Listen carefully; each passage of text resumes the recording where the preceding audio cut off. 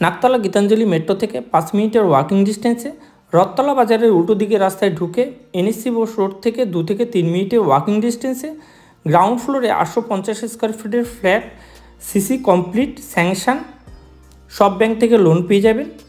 850 square ফিটের ফ্ল্যাটের দাম 45 লাখ টাকা।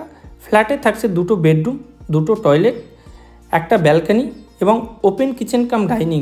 ফ্লোর ফিনিশিং থাকছে টাইলস এবং ডোরগুলো থাকছে ফ্ল্যাশ ডোর লেমিনেশন করা।